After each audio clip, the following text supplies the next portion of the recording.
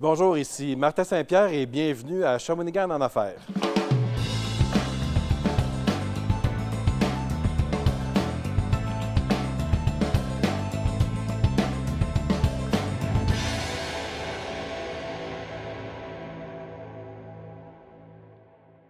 Shawinigan en affaires est une série de 10 capsules web portant sur les entrepreneurs inspirants de Shawinigan. Comme première capsule, je vous invite à aller rencontrer 4 entrepreneurs franchisés. Je leur ai notamment posé comme question leur plus grand défi de l'entrepreneuriat, leur journée type de travail et quel était le meilleur conseil qu'ils pourraient transmettre à un jeune entrepreneur. Allons les rencontrer.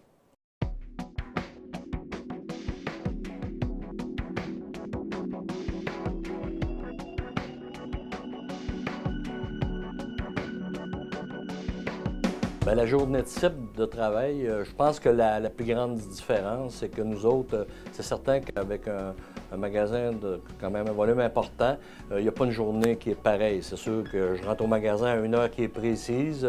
Mes secrétaires savent à quelle heure je vais être là. Si j'ai un retard ou j'ai une réunion, ils sont avisés pour qu'ils sachent où je suis. Je pense que ça, c'est vraiment important. Mon premier réflexe, effectivement, c'est de faire la tournée du magasin, pas juste sur le plancher comme tel, sur l'aire de vente, dans les entrepôts, partout, savoir s'il ne s'est pas passé quelque chose, y a-t-il un équipement de brisé, quelque chose de majeur qui est arrivé. Nous autres, on appelle ça la tournée des bons jours. Autrement dit, c'est important que le personnel réalise qu'on est présent dans le magasin, on est là tout le temps. Si moi, je ne suis pas là, Selena est là ou Renan est là, il y a toujours, c'est pas fréquent dans une semaine ou dans un mois qu'on ne sera pas là les trois ensemble. Ça veut dire qu'il y a une réunion de chez Sobeys ou quoi que ce soit, mais sans ça, il y a toujours une tête dirigeante, je dirais, qui est ici en magasin. Moi, je suis parti pas de bannière, mais à un moment donné, on a cogné à ma porte pour me dire, bien, hey, ça sera le fun, on est un groupe, puis on va faire de la mise en marché en fonction des dépanneurs, puis bon, on va faire une gestion de ton magasin, on va envoyer quelqu'un qui va venir te conseiller. Fait que c'est certain que quand tu pars en plus dans un nouveau créneau qui était le dépanneur, bien, c'était très avantageux. Fait que de fil en aiguille, dépanneur. Ensuite, j'ai entré dans le marché de l'alimentation, mais là, c'était déjà, eux autres, beaucoup plus banniérés. Fait que ça s'est présenté comme ça. Puis ça serait impensable aujourd'hui pour moi. Oui, je sais que ça existe, mais je veux dire, ça serait impensable de penser ouvrir un marché d'alimentation de 45 000 pieds en disant, bien, ça va s'appeler le marché Claude Barry, je vais faire des circulaires, je vais faire de la mise en marché. Ça serait vraiment impensable. Ouais. Bien, nous autres, dans l'alimentation, c'est pas un secret, les marges sont très minces, très, très minces. La compétition est extrêmement féroce. Donc, la bannière, je dirais, qui va être la mieux équipée pour faire face à cette compétition-là au niveau technique, je pense que c'est elle qui va réussir le mieux. Puis je dirais comme M. le curé, je suis convaincu que je suis dans la bonne église et même dans le bon banc. C'est bon.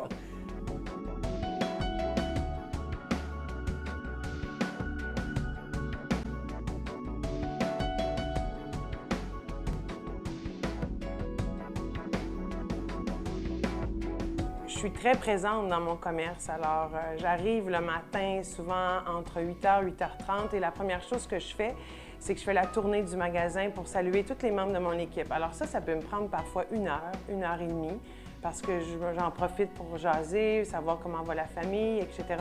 Et après ça, je fais le tour du magasin avec mon directeur général pour qu'on voit les priorités. Alors, on établit les priorités de la journée et aussi les priorités de la semaine. Et régulièrement, j'ai des rencontres aussi avec toute l'équipe de gestion. Et après ça, bien évidemment, il y a un côté administratif d'avoir une franchise. Je fais partie d'une belle bannière, mais je dois être impliquée dans les comités. Alors, j'ai beaucoup d'appels conférences, j'ai beaucoup de déplacements à faire. Mais somme toute, c'est super agréable parce que je suis passionnée de le faire. Parce que moi, j'ai toujours considéré que si j'ai du succès, c'est parce qu'il y a une équipe qui est derrière moi. Et notre équipe, on est ouvert 83 heures semaine, à raison de 7 jours, comme tu le mentionnais. Donc, on doit avoir il y a des gens à temps régulier, des gens à temps partiel, puis il y a des occasionnels, entre autres des étudiants.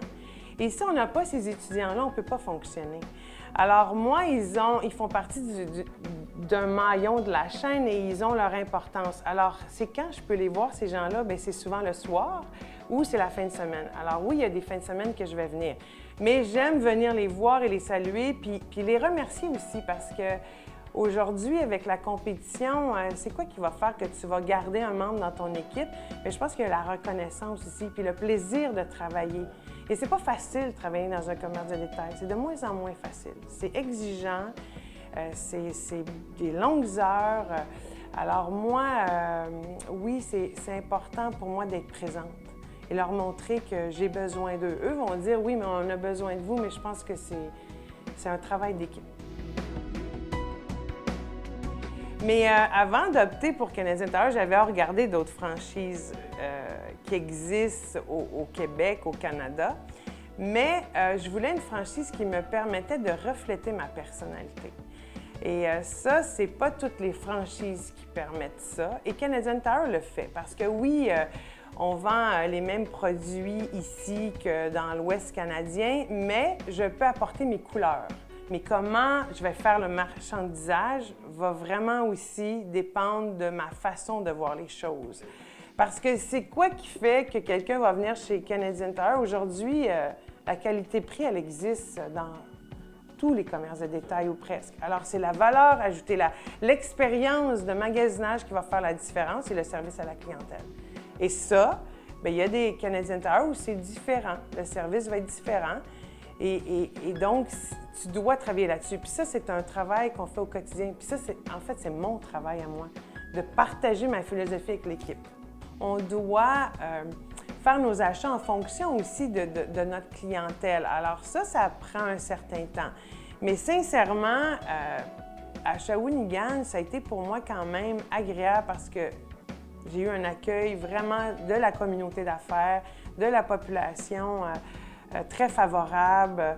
Alors, je me donnais un 6 mois et j'ai réussi à le faire en dedans de 6 mois.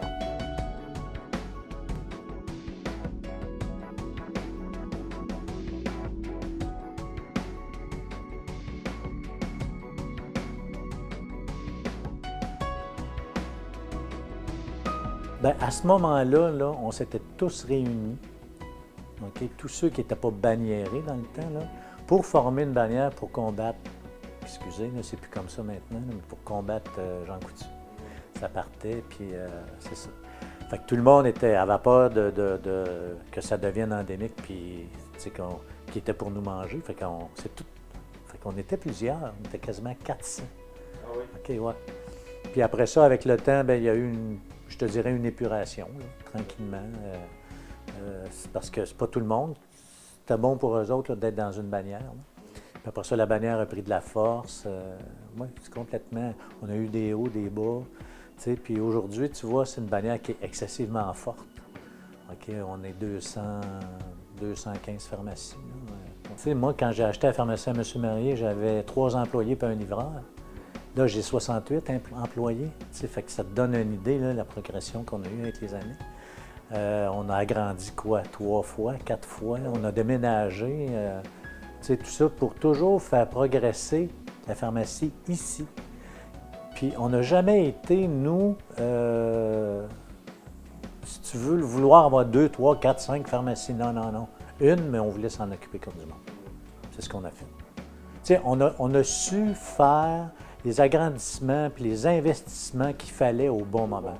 Ouais. Puis ça, ben, je pense que ça ne s'apprend pas. Il y a des fois, tu vas oser puis ça va être un coup d'épée dans l'eau, mais ça n'a jamais été bien le cas. Il ne faut jamais oublier là, que les gens qui travaillent avec toi, appelle-les comme tu voudras, hein, mais c'est tes confrères de travail. Hein. Que tu sois patron ou pas. C'est ça, puis c'est eux qui font marcher la business. Moi, tout seul, là, je ne peux pas rien faire. Là. Pour moi, les employés, c'est mes enfants. Quand j'ai commencé, puis c'est sûr que les anciens qu'il y avait au départ ne sont plus là. Fait que c'est tous des gens qui... puis j'ai des vieux employés là, qui sont ici depuis 30 ans. Je vais te dire, écoutez, occupez-vous de votre business, là, OK? Pensez pas juste à faire du pognon. Le pognon, il va suivre. OK? Occupez-vous de votre business.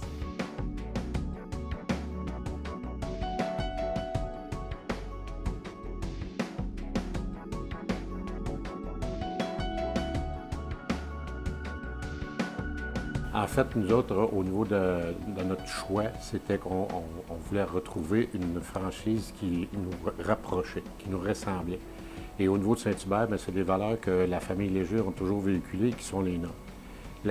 Tout l'aspect du client était pour eux autres important. La notoriété que Saint-Hubert a, c'est quand même une chaîne qui est là depuis 65 ans. Donc, quand on parle d'un fleuron québécois, bien, le Saint-Hubert est effectivement ça. Et c'est ce que nous autres, on recherchait.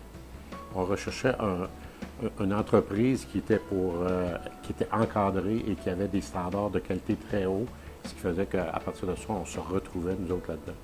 Puis il y a aussi toute la mission de Saint-Hubert au sein de la communauté.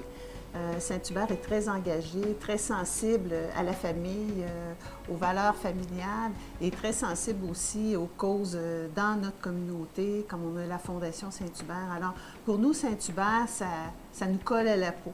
On est à l'aise avec notre franchiseur, puis on est vraiment à l'aise aussi avec ce qui se véhicule comme valeur, puis on est partenaire d'affaires et de cœur dans la mission Saint-Hubert. Avec le franchiseur, on est en sécurité parce que s'il nous arrive quelques pépins quelconque, il y a toujours quelqu'un qui peut nous aider, peut nous répondre.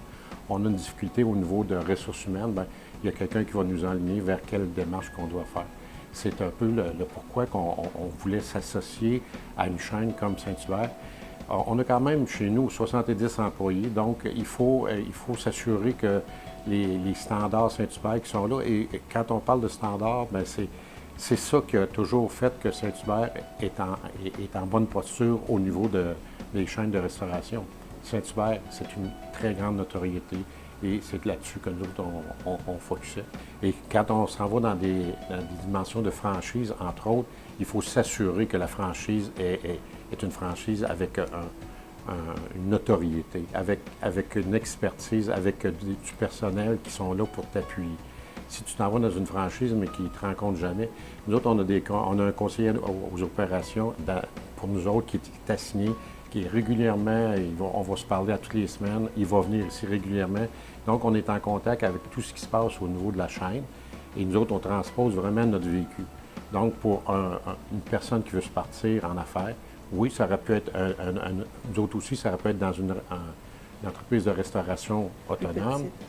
Mais pour nous autres, c'était d'avoir l'encadrement, d'avoir des choses qui étaient réglées d'avance et qui étaient sûres.